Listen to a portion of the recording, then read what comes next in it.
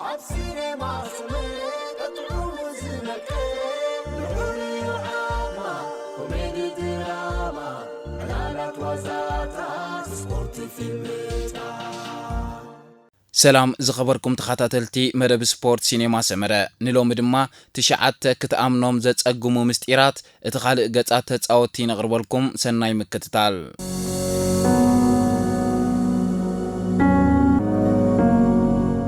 قطر شعات حدا كابتوم زبالتو تتعوتي أفريقيا ساديو مانه بفتنتون بغولاتون فلتو جناخه اتزعبي مستيرناي مانه abti ab bank zelo ገንዘብ ዘይኮነስ abti ንኻልኦት ዘበርክቶ ሰናይ ተግባር እዩ ሳዲዮ ማነ ሓደ ካብቶም ዝዓበዩ ለገስቲ ኣብ ዓለም ኩዕሶ እግሪ እዩ ማነ ካብ ኣዝያ ድኻ ስድራቤት ካብ ሴኔጋል ይመጽዩ ንምንታይ 10 ፌራሪ 20 ናይ ኣልማዝ ሰዓታት ወይ ክልተ ነፈርቲ ክህልወኒ ይብል ማነ ኣነ ድኽነት ይርድኣኒዩ ብጥራይ እግረይ ተጻዊቴ ቤት ትምህርቲ ኣይነበረንን ሎሚ ግን ነቲ ዘለኒ ንህዝበይ ክሕግዝ ዝጥቀመሉ ክብል ይገልጽ እቲ ዘይእመን ሓበሬታ ግን እንሆ ማነ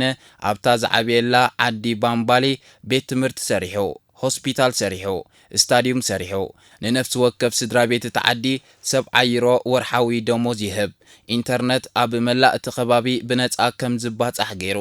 ኣብ ሓደ ኣጋጣሚ ሓደ ሰብኣይ ኣብ ሆስፒታል ንመጥባሕቲ ዝኽፈሎ 400 ዩሮ ሲኢኑ ክሳቐር ይዎ ብኡ ንብኡ ካብ ጅብኡ ኣውፅኡ ከም ዝሃቦ ድማ ይግለጽ እዚ ኩሉ ብዘይ ሾው ማለት ናብ ሚድያ ብዘይ ምውጻእ እዩ ዘተግብሮ እቲ ምስጢር እምበኣር ሳዲዮ ማነ ከም ተጻዋታይ ኣዝዩ ብሉጽ እዩ ከም ሰብ ድማ ካብ ተጻዋታይ ንላዕሊ ዝበለጸ እዩ ቁጥር 8 ሕጂ ድማ ናብቲ ንገዛእ ርእሱ ኣምላኽ ኢሉ ዝጽውዕ ሰብ ንምጻእ زلاتان إبراهيموفيتش بدرقنو بلوصات غولاتون بزي فرح زربون نفلطو غناخه እዚ ኩሉ ምትእምማን ካበይ መጽዩ እቲ ምስጢር ናብቲ ሽግር ዝመልኦ ንእስነት ይወስደና زلاتان ንእሽቶ ኸሎ ፕሮፌሽናል ሰራቂ ብሽክሌታታት ይነሩ ኣብቲ ናይ ስደተኛ ሰፈር ማልሞ ሽወደን ዝዓብየ زلاتان ድኽነት ከም ትልክዕ ዓሳ ንማይ ገይሩ ዝፈልጦ እዩ ናብ ልምምድ ኩዕሶ እግሪ ንምኻድ 5 ኪሎ ሜትር ክጓዓዝ ነይርዎ ስለዚ መፍትሒኡ ብሽክሌታ ምስራቅ ይነሩ ንሱ ከምዚ ይብል መጀመርታ ሰራቂ ድሕሪኡ ካልእ ሰሪቕካ ናብቲ ቦታ ትጓዓዝ ንሱኡ ዝነበረ ሚላና ክብል ይገልጽ እቲ ዝዓብየ ምስጢራዊ ታሪኽ ግን ኣብዚ እዩ ዘሎ ሓደ መዓልቲ ካብ ክለብ ማልሞ ወፂኡ ሓንቲ ጽብቕቲ ብሽክሌታ ሰሪቑ ናብ ገዙ ይኸይድ ንጽባሒቱ ናይ ክለቡ ኣመሓዳሪ ኣዝዩ ተሻቂሉ ይርዮ ስለምንታይ እናቱ ሓዳስ ብሽክሌታ ተሰሪቃቶ زلاتان نناي جزاء رؤسو أسلطاني بشكليتا سريقو እቲ ዘገርም ድማ እቲ ብአክሮባቲክ ጎላት ዘመዝግበሉ ኽእለት ምስቲ ካብ ንእስነቱ ዝተማሃሮ ናይ ታይክዋንዶ ማለት ብላክ ቤልት ምትእስሳር ኣለዎ እቲ ተዋጋእን ዘይከኣልን ዝብል ባህሪኡ ካብቲ ኣብ ጎደናታት ዘሕለፎ ህይወት ይዝመጸ ስለዚ زلاتان ንገዛእ ርእሱ ንጉስ ክብል እንከሎ እቲ ንኹሉ ሽግር ሲዒሩ ዝመጸሉ መንገዲ እዩ ዝዝክር ዘሎ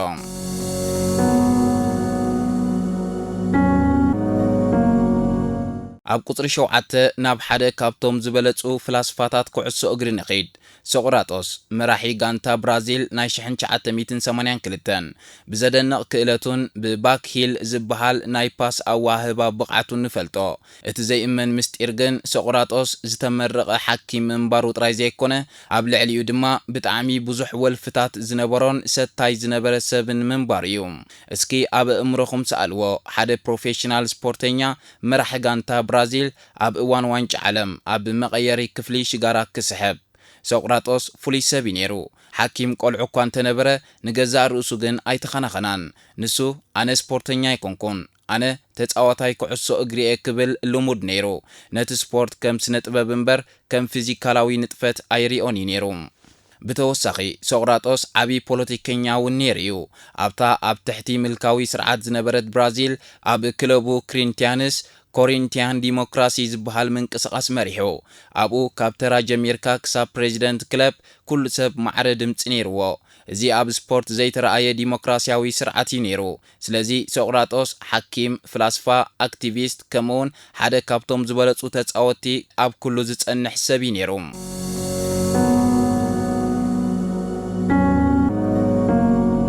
ኣብ ቁጥሪ 6 ጄሚ ቫርዲ ጅግና ሌስተር ሲቲ እቲ ምስጢር ናይ ቫርዲ እቲ ብዛዕባኡ ዝተጻሕፈ ፊልም ሓቂ ምዃኑ እዩ ንሱ ወዲ 23 ዓመት እንከሎ ገና ፕሮፌሽናል ኩዕሶ እግሪ ኣይጀመረን ነይሩ ኣብ 16 ዕድሚኡ ሼፊልድ ዌንስደይ ንእሽቶ ኢኻ ኢሎም ኣፋንየሞ ካብኡ ቫርዲ ኩዕሶ እግሪ ጠቕሊሉ ገዲፉ እንታይ ይገብር ነይሩ እንተደኣይልና ኣብ ፋብሪካ ካርቦን ፋይበር ማለት ጓድ 12 ሰዓት ይሰርሕ ነይሩ ከበድቲ ነገራት ብምልዓል ደመዙ ንሰዓት 30 ፓውንድ ኣብ ቀዳመ ሰንበት ጥራይ ድማ ንዘይ ፕሮፌሽናል ጋንታ ስቶክ ብሪጅ ባርክ ስቲል ይጻወት ነይሩ እቲ ዝኸፍአ ድማ ቫርዲ ኣብ ሓደ ምሸት ኣብ ባር ብዝተፈጥረ ግጭት ተኸሲሱ ቤት ፍርዲ ኤሌክትሮኒክ ታግ ወይ ድማ ኤሌክትሮኒካዊ መቋጻጸሪ ኣብ እግሩ ክገብር ወሲናትሉ እዚ ማለት ድሕሪ ሰዓት 6 ድሕሪ ቀትሪ ካብ ገዝኡ ክወፅእ ኣይፍቀደሉ ነይሩ ኣብ ገለ ግጥማት ክጻወት እንከሎ ሰዓት 6 ቅድሚ ምዃኑ ናብ ዳኛ ኸይዱ ክወፅእ ኣለኒ ብምባል ነቲ መቆጻጸሪ መኪና ከይተውድቆ እግሩ ሰቂሉ ናብ ገዝኡ ይጎይ ነይሩ ካብኡ ካብቲ ዝነበሮ ኩነታት ወፂኡ ንሌስተር ሲቲ ፈሪሙ ፕሪምየር ሊግ ተዓዊቱ እዚ ተስፋ ዘይመቁራጽ ዝብል ቃል ብህያው ዘረጋገጸ ሰብ እዩ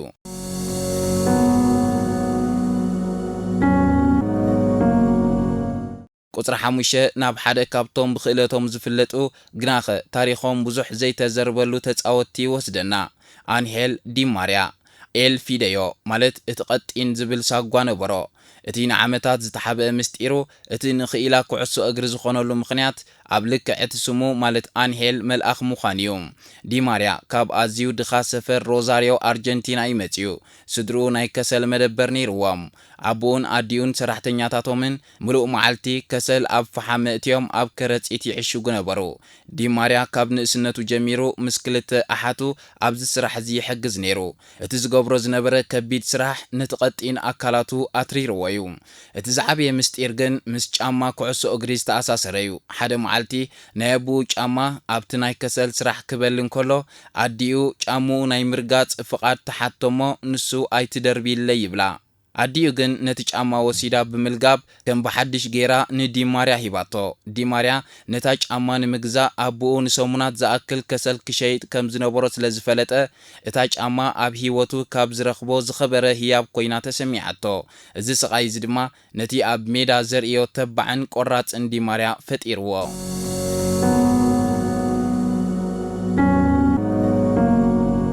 ኣብ ቁጥሪ 4 ሓደ ፍሉይ ሰብኣይ ኣሎ አንድሪያ ፒርሎ ማለት አይ አርኪቴክቶ ወይ እቲ መሃንድስ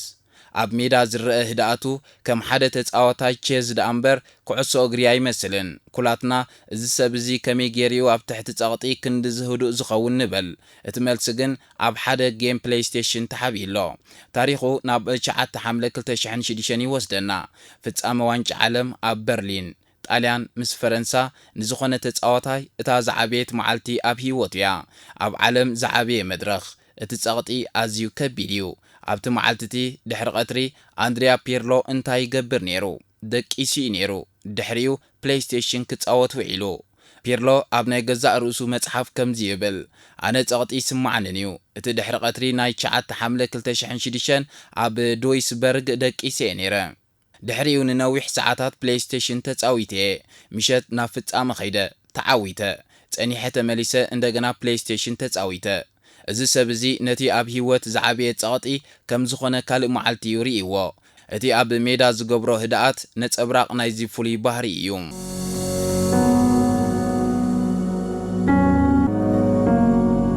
ቁጥሪ 3 ናብቲ ብብዙሓት ጎት ወይ ድማ ግሬተስት ኦፍ ኦል ታይም ተባሂሉ ዝፍለጥ ተጻዋታይ ይወስደና ሊዮነል መሲ ንኽእለቱ ዝገልጽ ቃላት የለን ግናኸ እዚ ኩሉ ዓብዪ ነገር ካብ ኣዝዩ ንእሽቶን ድኹምን መበገሲ ከም ዝመፀ ብዙሓት ኣይፈልጡን እዮም እቲ ምስጢር ሜሲ ክኸውን ዝኽእል ዝነበረ ተጻዋታይ እምበር ክኸውን ዘይነበሮ ምዃኑ እዩ ክብሉ ይገልጽዎ ወዲ 11 ዓመት እንከሎ ሊዮነል መሲ ብግሮውዝ ሆርሞን ዴፊሽንሲ ማለት ሕጽረት ሆርሞን ዕቤት ከም ዝተጠቕዐ ተገሊጹ እዩ እዚ ማለት ኣካላቱ ብተፈጥሮኣዊ መንገዲ ክዓቢ ኣይክእልን ነይሩ እንተዘይተሓኪሙ ልዕሊ 1.5 ሜትሮ ማለት 5 ጫማ ክነውሕ ኣይክእልን ነይሩ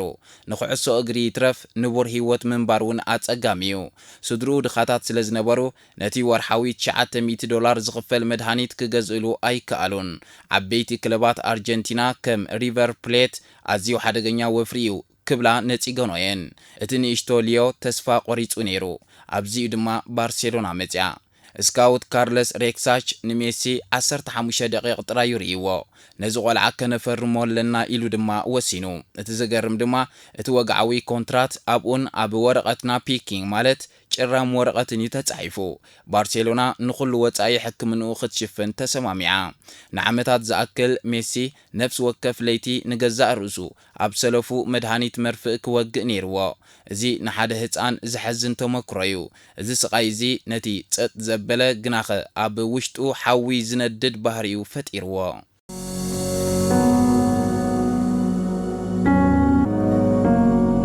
ኣብ ቁጽሪ 2 ሓደ ታሪኽ ኣሎ እዚ ታሪኽ ካብ ሜዳ ኩዕሶ እግሪ ሓሊፉ ናብ ዓለም ለኻዊ ፖለቲካን ሰላምን ዝሰገረ እዩ ዲዲየር ድሮግባ ጅግና ቸልሲን አይቮሪ ኮስትን እቲ ዘይእመን ምስጢር ድማ ድሮግባ ጎል ጥራይ ዘይኮነስ ንኩናት ኣብ ሃገሩ እውን ንግዚኡ ደው ከም ዝበለ እዩ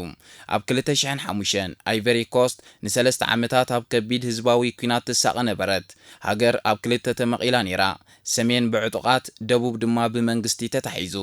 ኣብ ሞንጎዚ ሃገራዊት ጋንታ ንዋንጫ ዓለም 2006 ክትሓልፍ ኣብ ዋዜማ ነበረት ኣብቲ ወሳኒ ግጥም ምስ ሱዳን ድሕሪ ዓወታ ድሮግባ ነቲ ዝነበረ ድግስ ኣቋሪጹ ማይክሮፎን ሒዙ ምስ ደቂ ጋንትኡ ኣብ ቅድሚ ካሜራ ተንበርኪኹ ከም ዝበለ ዝኸበርኩም ህዝቢ አይቮሪ ኮስት ካብ ሰሜን ካብ ደቡብ ማእከልን ምዕራብን ሎሚ ከም ዝረኣኹምና ኩላትና አይቮራውያን ሓደ ዕላማ ክህልወና እንከሎ ብሓባር ክንሰርሕ ከም ንኽእል መስኪርና ኣለና እቲ እንኮ ሃገርና ኣብ ኣፍ ኩናት ከም ዘላ ፈሊጥና ንልምነኩም ኣለና ተንበርኪኽና ንልምነኩም ኣለና ነዚ ኣጽዋርኩም ኣውርድዎ ኩሉ ነገር ናብ ንቡር ክምለስ እዩ እዚ ልመናዚ ኣብ መላእቲ ሃገር ተራእዩ እቲ ጽልዎ ኣዝዩ ዓቢ ስለ ዝነበረ ኣብ ውሽጢ ሓደ ሰሙን ክልቲኦም ተቓለስቲ ኣካላት ተኽሲ ደው ከብሉ ተሰማሚዖም ንሓደ ተጻዋታይ ከምዚ ዓይነት ጽልዋ ክህልዎ ዘይእመን እዩ ድሮግባ ንሃገሩ ካብ ኩዕሶ እግሪ ንላዕሊ እዩ ነይሩ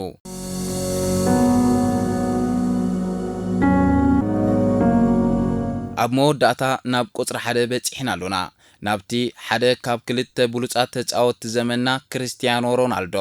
ብስራሕ ብጻዕሪ ብጎላት ንፈልጦ ግናኸ እዚ ኩሉ ዕቤት ክጅምር ዝኻለ ሓደ ውልቀ ሰብ ሓደ ኣዝዩ ዓቢ መስዋዕቲ ከም ዝኸፈለ ክንደይ ካባና ንፈልጥ እቲ ዝዓበየ ምስጢር ናይ ሮናልዶ ንሱ ሎሚ ኣብዚ ደረጃ ክበጽሕ ብምኽንያት ሓደ ሽሙ ብዙሕ ዘይተሰምዐ አልበርት ፋንትራው ዝበሃል ሰብ እዩ ሮናልዶን አልበርትን ኣብ ንኡስ ዕድሚኦም ኣብ ሓንቲ ክለብ ብሓባር ይጻወቱ ነይሮም ክልቲኦም ሓያላታት ቃዕቲዮም ሓደ መዓልቲ ስካውት ካብ ዓባይ ክለብ ስፖርቲንግ ሊዝበን ክዕዘቦም መጸ ንሱ ድማ ኣብ መንጎ ክልቲኹም ዝበዝሕ ጎል ዘመዝገበ ንስኡ ናብ ኣካዳሚ ዝጽምበር ዝብል ቃል ኣተወሎም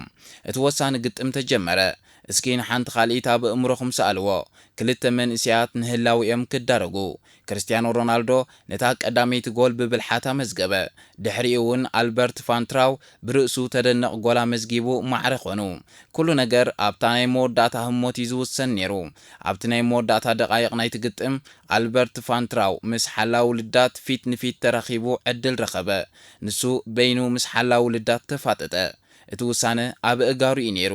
በቀሊሉ ጎላ መዝጊቡ ናብ ስፖርቲንግ ክኸይድ ይኽእል ነይሩ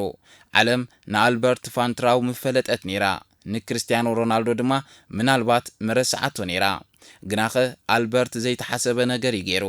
ኣብ ክንዲ ንሱ ሸቶ ዘመዝግብ ንየማኑ ጠመተ ክርስቲያኖ ሮናልዶ ኣብ ጎኑ ይጎይ ስለ ዝረኣዮ አልበርት ንክርስቲያኖ ነታ ኩዕሶ ኣረከቦ ሮናልዶ ኣብቲ ጥራዩ ዝነበረ ልዳት በቀሊሉ ሸቶ ከእቱ ኸኣለ ክልተ ብሓደ እቲ ግጥም ተወደአ ሮናልዶ ኣካዳሚ ስፖርቲንግ ተቐቢሎሞ ድሕሪ እቲ ግጥም ሮናልዶ ናብ አልበርት ኸይዱ ስለምንታይ ኢሉ ሓተቶ እቲ መልሲ ናይ አልበርት ንታሪኽ ዝቐየረ መልሲ እዩ ነይሩ ንሱ ድማ ንስኻ ካባይ ትበልጽ ኢኻ ክብል ተዛረቦ እዚ እዩ እቲ ምስጢር ክርስቲያኖ ሮናልዶ ናብ ስፖርቲንግ ዝኸደ ብኽእለቱ ጥራይ ዘይኮነስ ብመስዋዕቲ ዕድል ናይ አልበርት እዩ ይኹን እምበር እቲ ታሪኽ ኣብዚ ኣይተዛዘመን እቲ ዝያዳ ዘደንቕ ክፋል ሕጂ ዝመጽእ ድሕሪ ዓመታት ጋዜጠኛታት ነቲ ታሪኽ ሰሚዖም ንአልበርት ፋንትራው ክደልይዎ ጀመሩ ኣብ መወዳእታ ድማ ረኸብዎ እቲ ናይ ኩዕሶ እግሪ ህይወቱ ኣብታ መዓልቲ እቲኣ ከም ዝተወደአ ነገሮም ስራሕ የብሉን ግናኸ ጋዜጠኛታት ንህይወቱ ምስ ረኣዩ ተገረሙ ኣብ ሓደ ዓቢ ቪላ ይነብር ጽብቕቲ መኪና ይዝውር እቲ ጋዜጠኛ እዚ ኩሉ ሃብቲ ካበይ ኣምጪኻዮ ክብል ሓተቶ ኣልበርት ፋንትራው ብህድኣት መለሰ እዚ ኩሉ ካብ ክርስቲያኖ እዩ ድማ በሎም